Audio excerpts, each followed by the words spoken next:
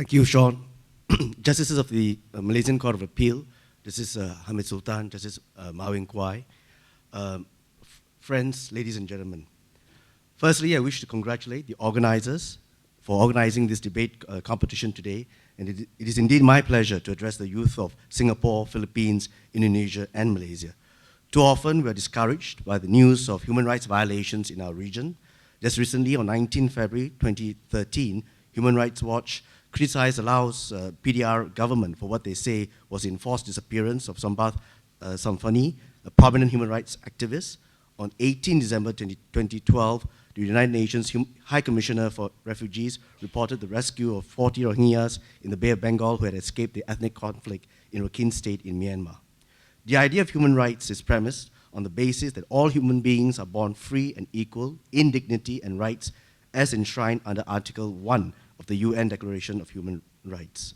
However, in the past, ASEAN leaders have challenged the universality of human rights. The former Prime Minister of Malaysia, Dr. Mahathir Mohamad, and of Singapore, Lee Kuan Yew, championed a different set of rights for the people in ASEAN, dubbed the Asian values. Asian values, they say, are different from Western values. Asians tend to value community rights over individual rights, whereas Westerners value individual rights above all else. Asians also appreciate order and harmony, whereas Westerners appreciate personal freedom. This is their idea of Asian values. The idea of Asian values was completely contrary to the idea of rights. If all human beings are equal, how could one have a different set of rights than another? Human rights was also a taboo subject between ASEAN countries. No country would comment, let alone criticize another, on human rights violations in another country. Human rights was regarded as an internal affair, as it was a matter of how the state treated its own citizens. This so-called Asian way of non-interference was even enshrined under Article 2 of the 1976 Treaty of Amity and Cooperation in Southeast Asia as one of the fundamental principles governing the relations between ASEAN countries. Denied of their rights and oppressed by their own governments, the people of ASEAN were left to their own devices. Calls on the Asian values and the Asian way seem to have given way to more willingness to recognize human rights as an integral part of a democracy. On 20 November 2007, ASEAN countries adopted the ASEAN Charter. The preamble to the Charter expressed ASEAN's commitment to adhere to, quote, to the principles of democracy, the rule of law and good governance, respect for and protection of human rights and fundamental freedoms, unquote. The Charter also took a step further and stated that one of the purposes of ASEAN under Article 1(7) of the Charter is, I quote, to strengthen democracy, enhance good governance and the rule of law, and to promote and protect human rights and fundamental freedoms with due regard to the rights and responsibilities of the member states of ASEAN, unquote. In pursuit of this purpose, ASEAN also committed to act under Article 2(2) Roman numeral 1 of the Charter, according to the principle of respect for fundamental freedoms, the promotion and protection of human rights, and the promotion of social justice. However, in reality, ASEAN countries did not make specific commitments to realize that purpose so eloquently expressed. ASEAN still did not have a mechanism to protect and promote human rights. The very same year the Charter was adopted, the military junta in Myanmar led a bloody crackdown on a peaceful demonstration against the dictatorship. Many died in the crackdown, including monks. Even in the face of global criticism and pressure to impose sanctions against Myanmar, ASEAN chose to turn a blind eye.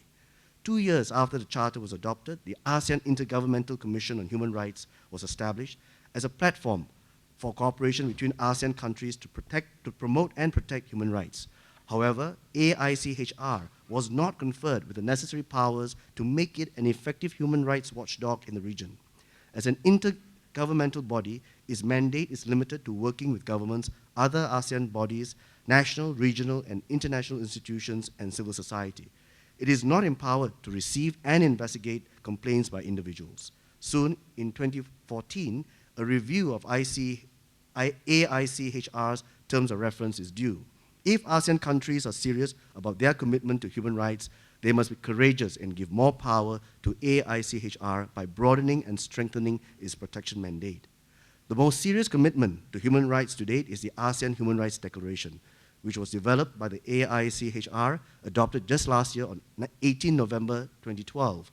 However, the declaration has been widely criticized as undermining rather than affirming international human rights laws and standards. Articles 6, 7, and 8 of the declaration are especially problematic. Article 6 says that the enjoyment of human rights and fundamental freedoms must be balanced with the performance of corresponding duties, as every person has responsibilities to all other individuals, the community, and the society where one lives. Article 7 says that while all human beings are universal, indivisible, interdependent, and interrelated, at the same time, the realization of human rights must be considered in the regional and national context, bearing in mind different political, economic, legal, social, cultural, historical, and religious backgrounds. Article 8 says that the human rights and fundamental freedoms of every person shall be exercised with due regard to the human rights and fundamental freedoms of others.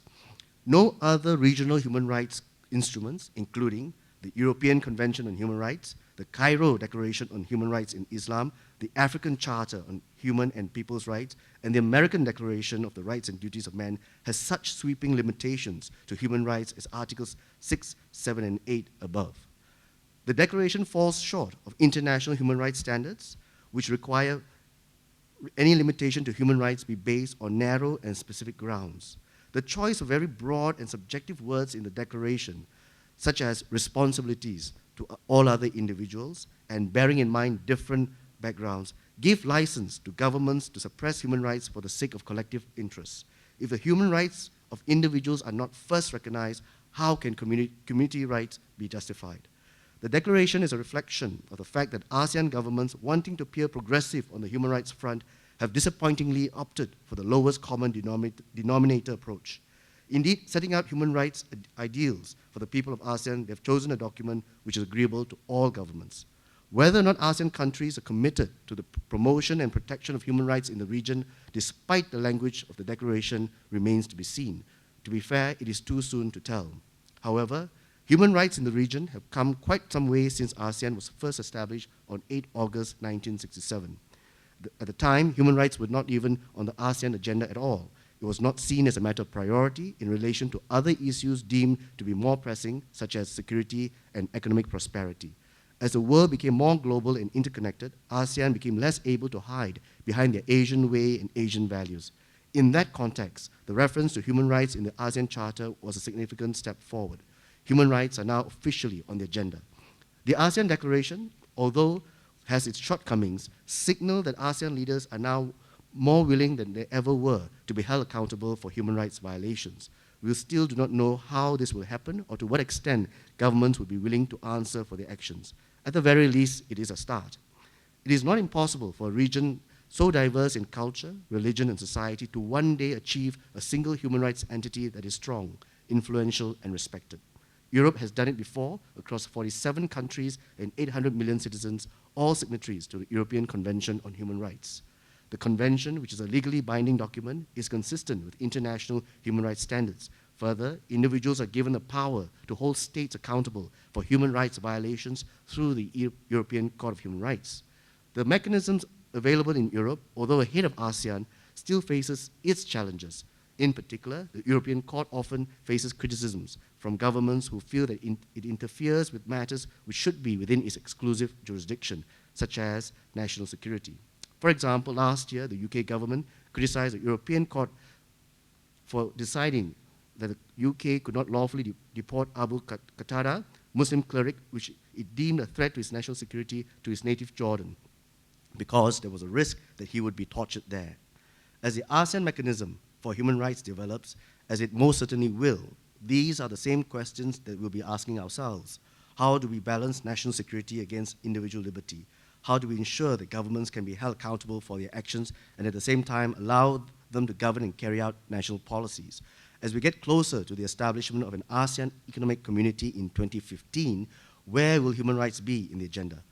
A successful and sustainable economic community must be underlined by rights and values which underpin social interaction.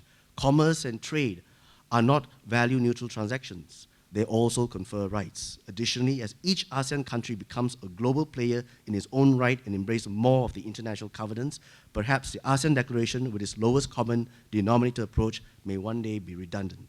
I hope that this short discourse of the past, present, and my thoughts on the future of human rights in ASEAN have given you some more context to your discussion today. I hope that regardless of the winning argument today, you will all leave a little bit encouraged about the future of human rights in our region and will continue to participate in its promotion and protection. Thank you.